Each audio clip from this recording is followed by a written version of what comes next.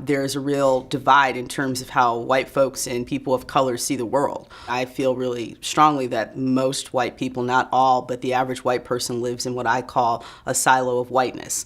They're born, they're raised, they spend the vast majority of their time around people who are just like them.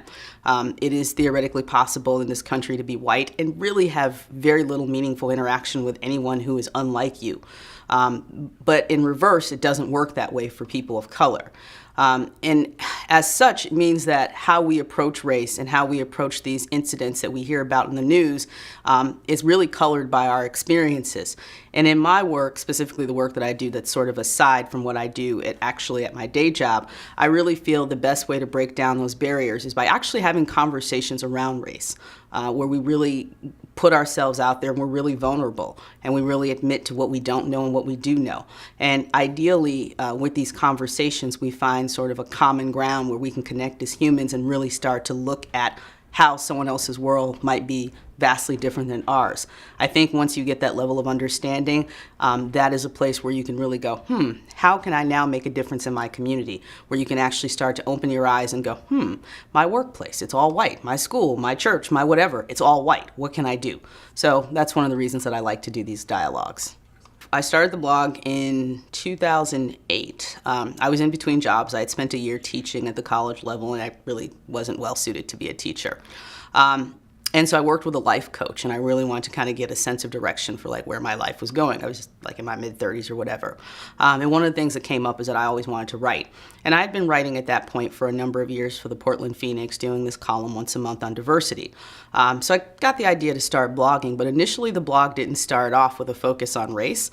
It was around the time when like the mom blogger thing was really, really big. And at that time I had a 3-year-old and a 16-year-old. So I thought, hey, I'll write about my kids.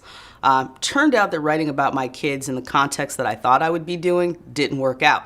But my son had an experience at 16, which was really sort of a turning point for me to really think about race critically. It's sort of funny to say I'm not white, and I grew up in Chicago, which is a really racially segregated city, and I've had white partners, but I don't think I had ever thought about what it really meant to be black in a space like this until my son was 16 and he went to the store to go get a sandwich. This is back when he ate meat. So, he's at my house in Saco and he goes out to go to the store to get a sandwich and iced tea, and he comes back home in the back of a police car. Because a police officer saw him leaving, like walking down the street, and saw him leave the store with the sandwich and this iced tea in his hand, and thought he looked like the suspect who had been breaking into cars in our town. Turned out the suspect was like way shorter and white. But what was interesting was that when the police officer brought him home, I wasn't home. My then husband was home, my son's stepdad, who happens to be a white man. And the cop went from being really antagonistic with my son, who my son knew at that point, don't answer any questions. His grandma's an attorney. He has me. He knew, like, if you're ever picked up by the cops and you're 16, like, you got to talk to my parents. So when the police officer pulled into our driveway, my son said the police officer's attitude changed significantly. We have a big Victorian late 1800s house. And he said, you really live in this house? I mean, he was questioning my son as if my son didn't know where his parents lived. So my husband opens up the door and he's like the whitest white guy who ever whited, blue eyes, red hair. I mean, he's like Mr. White Guy. So the officer immediately was like, well, it was just a little bit of a misunderstanding. Eventually the cop left. There was, no, we're sorry for the inconvenience. But it was really jarring to my son, that he could just be minding his own business and all of a sudden his freedom could be taken away from him like that. Subsequently, in light of Trayvon Martin, Michael Brown, and so many others, I often now think, man, what a blessing. Like, my kid could have been beaten. Anything could have happened. But that point was really where I started to think about race much more critically in the context of, like, raising a family and living in this state.